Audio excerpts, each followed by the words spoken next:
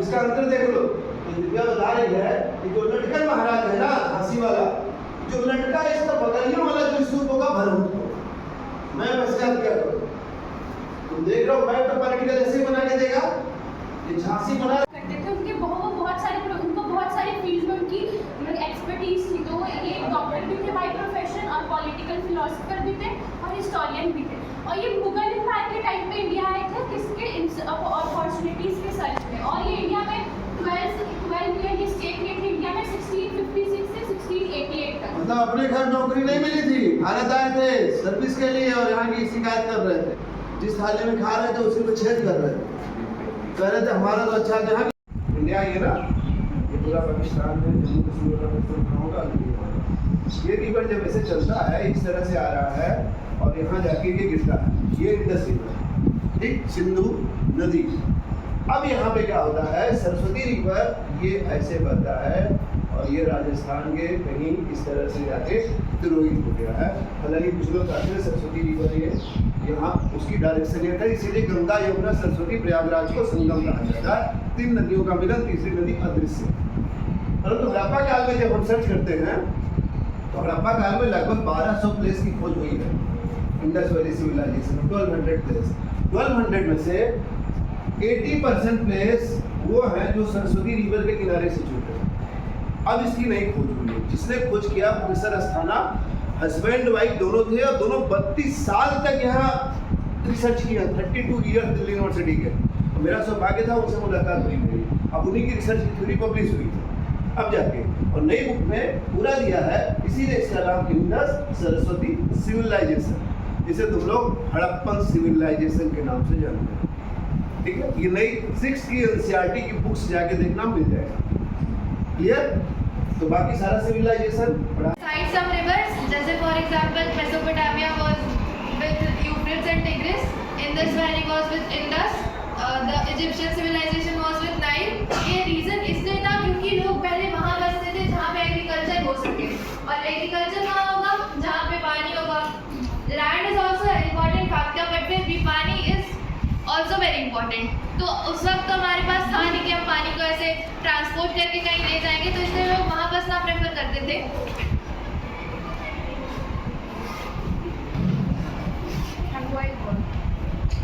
जहाँ पानी पहले से हो, जैसे कि यहाँ पे ये एग्जाम्पल है Mesopotamia.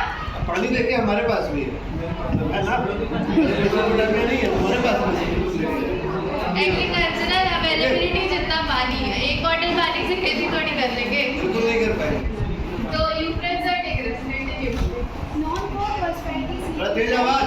mathematics, astronomy and literature. So Mesopotamia is known for their rich heritage and they are also good in mathematics and astronomy. So we can study like that कि Mesopotamia एक बहुत ही बड़ा और बहुत ही डेवलप्ड मतलब कि civilisation सभ्यता था। तो उसमें मैथमेटिक्स भी बहुत थे, एस्ट्रोनॉमी भी थे, लिटरेचर का भी बहुत सारा वहाँ पे ज्ञान भरा हुआ रहता है। लाइब्रेरी बनी थी, लिटरेचर इससे पता चलता है कि लाइब्रेरी बनवाई गई थी। और एस्ट्रोनॉमी इसलिए क्योंकि मेसोपोटामियंस ने कैलेंडर डेवलप कर लिया था मून और सन का पोजीशन देखते हुए, और मैथमेटिक्स तो इतना ज़्यादा डेवलप था कि उन्होंने √2 का वैल्यू ऑलमोस्ट जो अभी वैल्यू है वो वैल्यू तभी निकाल लिया था। तो समझ रहे आज से इतने हज़ारों साल पहले भी लोग इतने ज़्यादा डेवलप हो चुके थे, या उनका माइंड कि मैथमेटिक्स, एस्ट्रोनॉमी, लिटरेचर सब कुछ बहुत अच्छे से चल रहा था। Okay, Early history involves kingdoms like Sumer and Akkad. Sumer and Akkad, ये क्या था? What was Sumer and Akkad? Community नाम था कि कुछ खाने वाली डिलीशियस फूड्स थी? नहीं सर, कम्युनिटी का नाम था, कम्युनिटी का नाम था, लैंग्वेज कम्युनिटी का नाम था, जमीन था, है ना? जैसे पटना है ना, जौनपुर, मिर्जापुर। सबसे पहले सुमेर ही बसा था और वहाँ पे सुमेरियन बोलते थे। फिर वो The first language of Mesopotamia was Sumerian, and then came Akkadian language. These two were like the very earliest language of Mesopotamia. And then Babylonia, like kingdoms of Babylonia also came. Babylonia later on became a very important part of Mesopotamia. Assyria, and then the third language came, which is known as Assyrian language, and later Sumerian, and like Hebrew is still spoken in Iraq Hebrew today. In some Hebrew parts of present time में किस country का official language है Hebrew?